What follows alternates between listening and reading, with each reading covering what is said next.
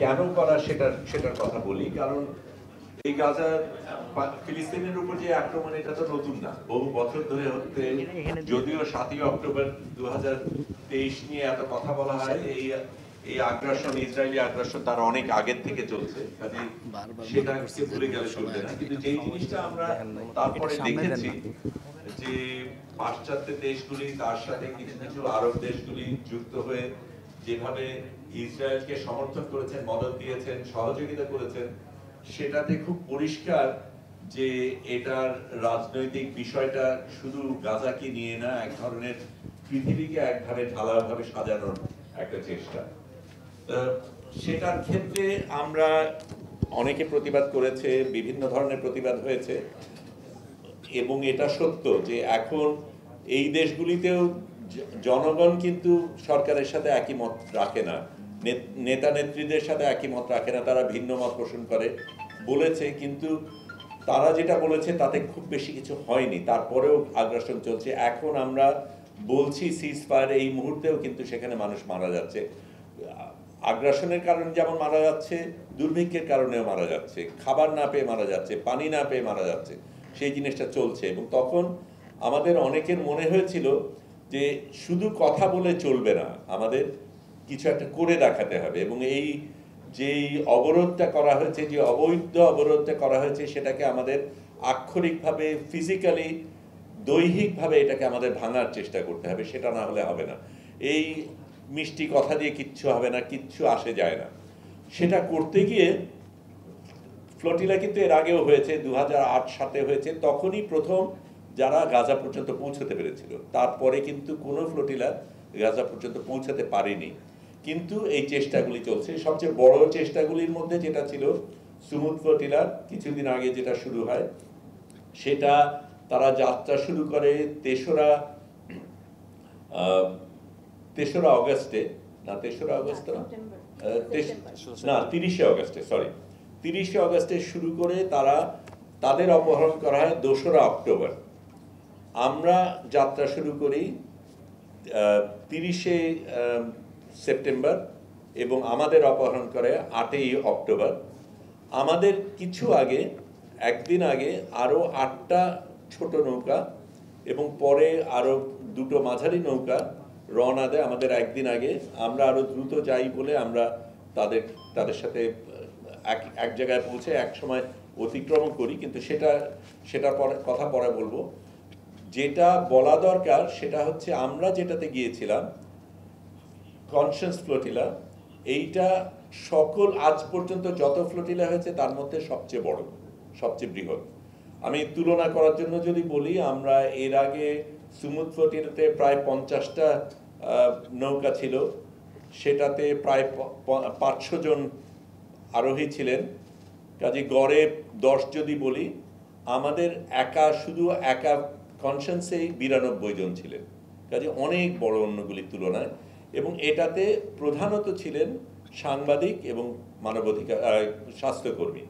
সেটার একটা বিশেষ কারণ ছিল, কারণ দুটো জিনিস। একটা হচ্ছে এই অবরোধের কারণে সাংবাদিকদের বিচরণ করতে দেওয়া হয়নি, ইসরায়েল সেটা বাধা দিয়েছে, এবং স্বাস্থ্যকর্মীদের কাজ করতে দেওয়া হয়নি, হাসপাতালকে আক্রমণ করা হয়েছে, মানবাধিকার স্বাস্থ্যকর্মীদের খুন করা হয়েছে, সেটা একটা। এবং এই মানুষগুলির যে কোনো যুদ্ধের পরিস্থিতির মধ্যে এই দুই দল পেশাজীবীদের কিন্তু অবাধ আসা যাওয়ার হওয়ার কথা, সেটা হচ্ছে না।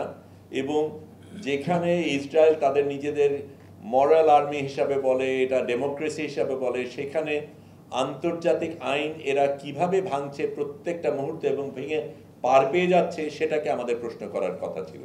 কারণ যেহেতু এই দুই ধরনের পেশাজীবীর ব্যাপারে তাদের সবচেয়ে বেশি আগ্রাসন, সবচেয়ে বেশি ভয়, এবং এদের সবচেয়ে বেশি খুন করা হয়েছে, আমরা সিদ্ধান্ত নিয়েছিলাম আমরাই যাব এই অবরোধটা ভাঙার জন্য, এবং আমাদের সহকর্মী যারা গাজায় আছে তাদের পাশে আমরা দাঁড়াবো। ওই দায়িত্বটা আমাদের আছে আমরা মনে করেছি, সেই কারণেই এই ফ্লোটিলাটা বিশেষ করে করা। সুমুদ ফ্লোটিলার প্রধান উদ্দেশ্য ছিল তারা ত্রাণ দেবে, কিন্তু সত্যিকার অর্থে ত্রাণ তো আছেই, শয়ে শয়ে ট্রাক বাইরে দাঁড়িয়ে আছে, যারা ঢুকতে পারছে না। কাজে ত্রাণ দেওয়াটা একটা সিম্বলিক ব্যাপার ছিল, যেহেতু ইসরায়েল যেতে দিচ্ছে না সেইখানে আমরা ত্রাণ দিয়ে, সমুদ ফ্লোটিলা ত্রাণ দিয়ে, ত্রাণের কারণে যাচ্ছে। আমরা কিন্তু সেই সেই অজুহাতও দেইনি, যদিও আমাদের সাথে অনেক ত্রাণ ছিল, সেটার ভিন্ন কারণ ছিল। কারণ আমরা ধরেই নিয়েছিলাম আমরা যাব, এবং গেলে আমাদের কি হবে সেটা জানি না, কতদিন থাকতে পারবো জানি না। আমরা যাতে গাজাবাসীদের উপর বোঝা হয়ে না যাই, সেই কারণে তাদের থেকে যখন তাদের এত কম আছে, সেখানে আমরা তাদের যারা আছে তার উপর ভাগ না বসাই, সেই কারণে আমরা বাড়তি নিয়ে গিয়েছিলাম। এটা ত্রাণ দেবার উদ্দেশ্যে না, তাদের উপর চাপ না তৈরি, তাদের উপর বোঝা না হওয়ার উদ্দেশ্যে। কাজেই আবার ফিরে যাই, সবচাইতে বড় ফ্লোটিলা। আবার আরেকটা জিনিস, এবং এটা নিয়ে অনেকে অনেক কথা বলেছে, সেই কারণে আমি পরিষ্কার করছি, এই ফ্লোটিলাটা সবচাইতে দ্রুত পৌঁছেছে, সকল ফ্লোটিলার চাইতে অনেক অল্প সময়ের মধ্যে এটা পৌঁছেছে। ওই যে বলছি, যেটা 30শে অগস্টে রওনা দিয়ে 2রা অক্টোবরে অপহৃত হলো, আমরা 30শে সেপ্টেম্বরে রওনা দিয়ে 8 তারিখে আমাদেরকে অপহরণ করা হলো। সেটাও তারও আগে হতো, কারণ আমাদের পরিকল্পনা ছিল আমরা 6 তারিখে পৌঁছাবো। একদম সবচাইতে গতিশীলভাবে গেলে 1 সপ্তাহের মধ্যে পৌঁছানো সম্ভব। কিন্তু আমাদের আগে যেই 8টা নৌকা এবং পরে আরো 2টো নৌকা যায়, মাঝারি নৌকা যায়, এগুলির গতি আমাদের চাইতে অনেক কম। এই 8টা নৌকা পালতোলা নৌকা অত দ্রুত যেতে পারে না। আমরা প্রথমে ভেবেছিলাম আমরা চলে যাব, কিন্তু আমাদের তারপর মনে হলো তাদেরকে ফেলে যাওয়াটা আমাদের ঠিক হবে না। কাজেই তাদের সাথে তাল মিলিয়ে আমরা প্রথমে পেছনে যাওয়া সত্ত্বেও আমরা তাদেরকে অতিক্রমও করি, কিন্তু আমরাই তারপরে সিদ্ধান্ত নিই যে না, তাদের আমরা ফেলে যাব না, এটা লড়াইয়ের স্বার্থে তাদেরকে আমাদের সাথে রাখা দরকার। অন্য যেই 2টো জাহাজ ছিল, সেগুলি যান্ত্রিক সমস্যার কারণে পরে তাদের ফিরে যেতে হয়েছে, তারা যেতে পারেনি। তারপরে যেটা হলো, যেটা এখানে এটা আপনারা বুঝবেন যে আমরা আপনাদের নিয়মিত আপডেট দিচ্ছিলাম, কিন্তু সেখানে এই আপডেট তো ইসরায়েলও পাচ্ছে। কাজে আমাদের খুব সচেতনভাবে এমন জিনিস বলতে হয়েছে যেটা আমাদের কোনোভাবে কম্প্রোমাইজ করবে না, যেটার কারণে যেই উদ্দেশ্যে আমরা যাচ্ছি সেটাকে ব্যাহত না করা হয়। এবং সেই জায়গায় আমরা বাছাই করে কিছু কিছু জিনিস বলিনি। তার মধ্যে একটা আজকে আপনাদের বলি, এর আগে বলা হয়নি। সেটা হচ্ছে, আমরা যখন 6 তারিখে পৌঁছানোর সিদ্ধান্ত নিয়ে দেরি করলাম আমাদের অন্যান্য ফ্লোটিলার কারণে, তখন দেখা গেল আমরা 7ই অক্টোবরে পৌঁছবো, এবং ইসরায়েল বলেই যাচ্ছে যে আমরা হামাস সমর্থনকারী। 7 তারিখে যদি আমরা পৌঁছাই, তাহলে এটা বলার সুযোগ তারা অনেক বেশি পাবে, কারণ তারা ওইটাকে জাস্টিফিকেশন হিসাবে দেখাতে পারবে। কাজে আমরা ট্যাকটিক্যালি সিদ্ধান্ত নেই যে 7 তারিখে আমরা পৌঁছবো না, 8 তারিখে পৌঁছানোর চেষ্টা করব। কাজে সেই হিসাবে আমরা বাড়তি একদিন ওইখানেই ছিলাম। কেউ দেখেওছেন যে আমরা ট্র্যাকারে দেখেছেন যে আমরা এক জায়গায় কিছুক্ষণ ছিলাম, ওই 7 তারিখে যাতে আমাদের না পৌঁছতে হয় সেটার কারণে।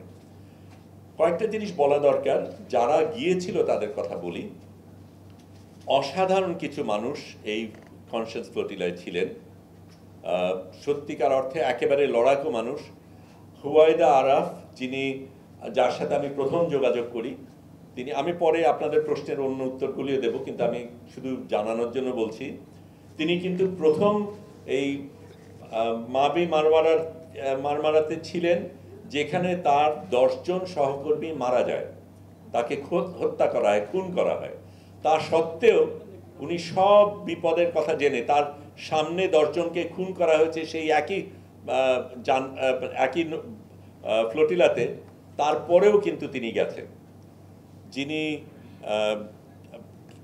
কো ক্যাপ্টেন ছিলেন, 2 জন ক্যাপ্টেন ছিলেন, আমাদের একজন তুর্কিশ ক্যাপ্টেন আর একজন মেডলিন নামে অস্ট্রেলিয়ান একজন ক্যাপ্টেন।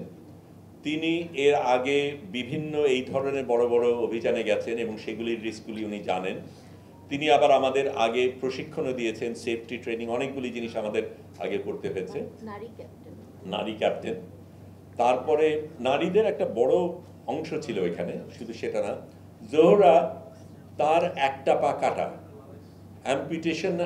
অ্যাম্পিটেট করা, সেখানে একটা আর্টিফিশিয়াল পা নিয়ে তিনি গেছেন।